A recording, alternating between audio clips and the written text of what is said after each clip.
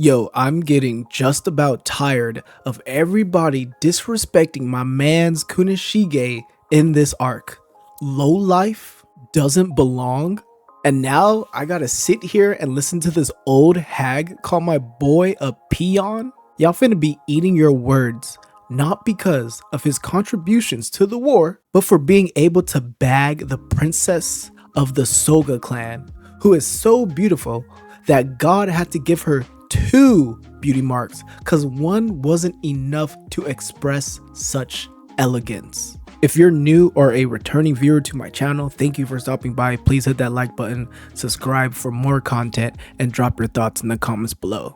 I appreciate y'all. Previously on Kagurabachi, we got well acquainted with Subaru Urita, born to be a sushi chef, but the world keeps pulling him back in to be an asset to the government. The lab researchers were impressed by his working theory to harness the power of the Dantenseki by forging blades with intentional pathways for spirit energy. Then, Kunishige's hungry ass crashes the party and flexes how he can forge the hazardous Dantenseki after only knowing of its existence less than 12 hours ago. Mind you, the researchers spent 2 years on this bad boy, still have just about nothing. And after holding one of Kunishige's crafted katana, or katanas, I don't know if katana is already plural. It sounds like it would be plural. Anyways, Subaru was impressed by his swordsmithing and even feeds him at the end of this week's chapter. Let me give you my first impressions of chapter 116 without going into major spoilers. Chapter 116 expanded the world of sorcery by showing us its family clan hierarchy. Sitting at the top is a clan not recognized by overwhelming strength or wealth, but by its ability to detect threats to Japanese citizens and their generosity to share this information. That's such a refreshing change of pace and nobility typically given to the faction with the bigger gun, or in other words, the better military. I love how there's this kind of unspoken rule amongst other sorcery clans to not fuck with this family because their lives, as well as the government's, are in the hands of the Soga clan. A lot of dialogue this chapter, but everything was easily digestible. We get to be properly introduced to Chihiro's mother and her personality and her obligations to honor her family lineage. We got to see a lot of sides from her. And when this chapter ended, it made me want to put on a tinfoiled hat and become one of those theory channels because, oh man, I can see the matrix.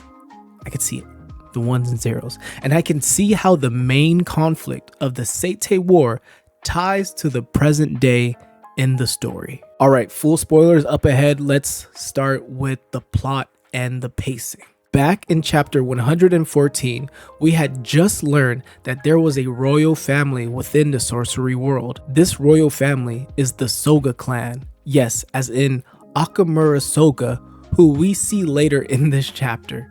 The Soga clan don't only reign significance over other sorcerer clans, but to Japan's government as well. So much so that they are the sole dynasty of sorcerers that have influence over the government. The other sorcery clans are just lucky enough to be able to continue conducting their practices under the eyes of the government sorcery agency, so as long as they keep a low profile and don't harm ordinary citizens. In correspondence to help all citizens of Japan, the government relies on the Soga clan's ability to predict threats to the land of Japan. The gift is currently held by their princess, Chiaki, which is a power passed down to legitimate female descendants of the goddess Izanami. Chiaki's recent visions involve the Shikoku arriving on the shores of Japan to deliver a peaceful invitation to discuss the mining of Dantenseki with their royal family. That piece of information in this chapter was huge. As I read that, I remember back in chapter 72 that it was revealed that the start of the Seitei War began when the Shikoku people invaded Japan. Invaded. That line of phrasing makes it sound like the Shikoku pulled up and just started murking Japanese citizens left and right, women, children, dogs. No, not the dogs. But no, this war was the result of a peaceful diplomatic negotiation the Shikoku people initiated, but somehow, someway, this meeting ended terribly wrong. And just as I turned to the last page thinking that this chapter was going to end on an impartial conclusion, the narrator points out the meeting of these two nations will take place under a pine tree. A pine tree. This has had Hishaku's name written all over it. But enough about him for now. The bulk of this chapter tells us so much about Chihiro's mother. To the public, Chiaki is well respected by her clan, even adopting the persona of the Soga clan princess in a commanding way. I say this because just 2 years prior, Chiaki was working as a servant and she was known for being a part of the lesser offshoot side of the royal family bloodline, meaning Chiaki's ancestor could have been like the youngest sibling of 8 children, so she's nowhere near inheriting the throne. She's further down the line of succession, but she retains royal blood nonetheless. For an official character introduction chapter, we got to see plenty from Princess Chiaki. She carries herself with elegance, maturity, and a sense of responsibility. We also see Chiaki show concern for her little brother who won't stop training until he is promoted to being one of 5 of her sister's elite guards so that he can stay close to her and protect her. Wow, what an endearing and valiant goal. It's almost hard to believe that this little brat is going to genocide an entire nation in about 17 months. Then, and adorably so, we get to see how she gets when Kunishige is running through her mind.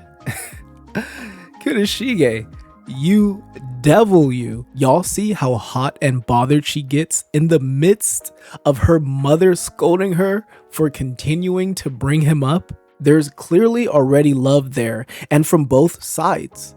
I mean, sneaking letters to each other for an entire year. By the way, shout out to Shiba once again. Chiaki is even having clear visions of Kunishige potentially playing a huge role in the future of Japan. Spoiler alert, he does. A couple of Hokuzono's artwork stood out to me this chapter. Let's start with my favorite one.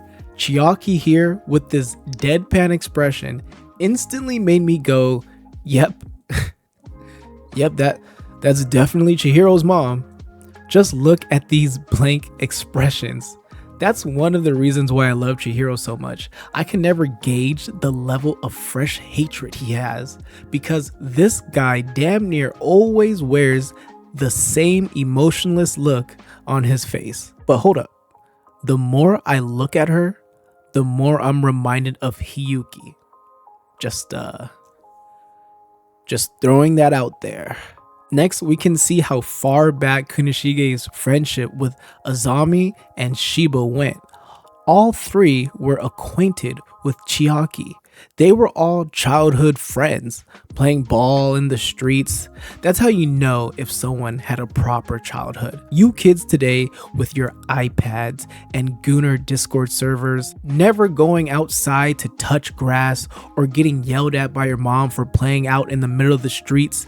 Good times, y'all missing out. Now, someone come and look at this. Was this kid a monster from the start? He'd be a commander if it wasn't for his age. Yeah, I can see that. Those concentrated eyes, that wave of his sword moving so fast that it looks like pieces of him are missing. Look at this.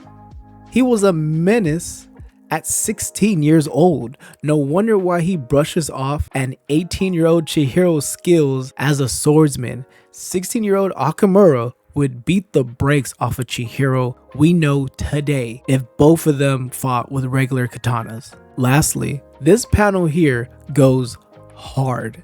The presentation of this ceremonial prophecy announcement held inside the estate of Japan's leading family of sorcerers.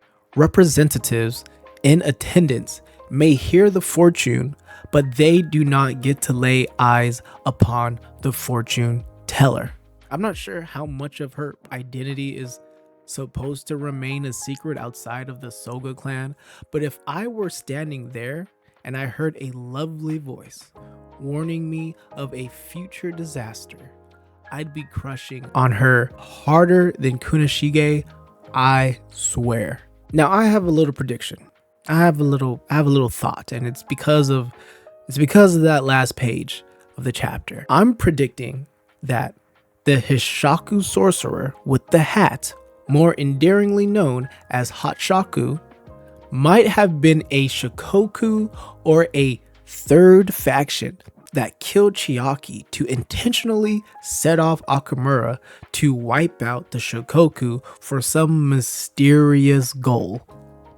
Something tells me Yura is not the true mastermind behind the Hishaku. We know now that Hatshaku was there at that meeting, maybe as someone's bodyguard, and with him there, that gave him credibility for Yura to trust what he had to say about the hidden events of the Seitei War.